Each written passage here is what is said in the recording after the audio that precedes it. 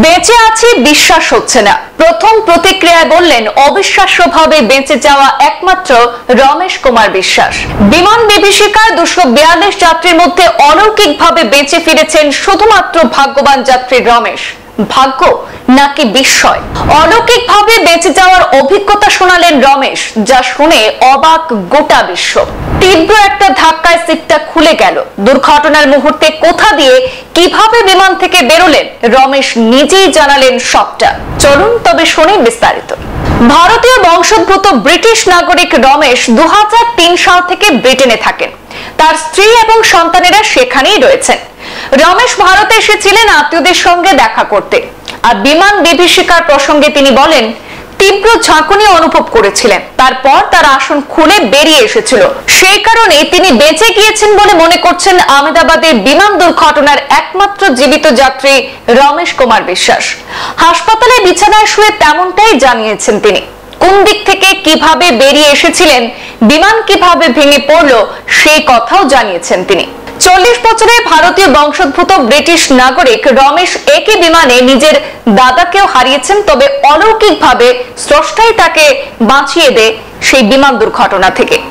বিমানের অন্যদিকের আসনে ছিলেন তার ভাই। তার কোনো খোঁজ পাননি এখনো। বিমান ওড়ার মাত্র 30 সেকেন্ড পর একটা প্রচন্ড শব্দ শুনতে পেয়েছিলেন। তারপরে এই বিমানটি ভেঙে পড়ে।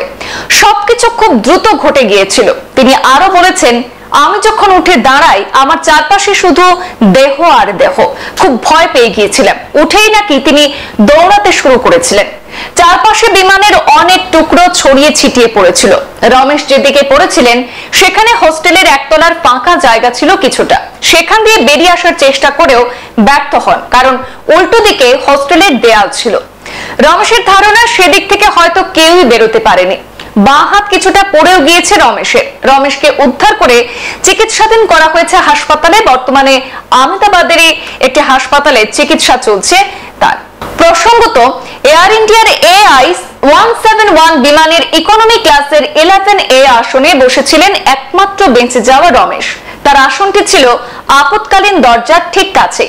কিন্তু কিভাবে বিমান থেকে বেরিয়েছিলেন তা এখনো বলতে পারছেন না রমেশ। দুর্ঘটনা থেকে রক্ষা পাওয়ার পরও রমেশ এখনো আতঙ্কিত অবস্থায় রয়েছেন।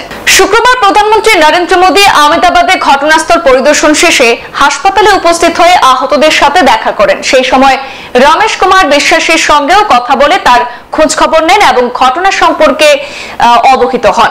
তাছাড়াও স্বরাষ্ট্রমন্ত্রী অমিত শাহ, বেসামরিক বিমান পরিবহন মন্ত্রী কে রামমোহন নাইডু হাসপাতালে রমেশের সঙ্গে দেখা করেছিলেন। এদিকে রমেশের পরিবার এই ঘটনার খবর পেয়ে তড়িঘড়ি রওনা হয়েছেন ভারতের উদ্দেশ্যে।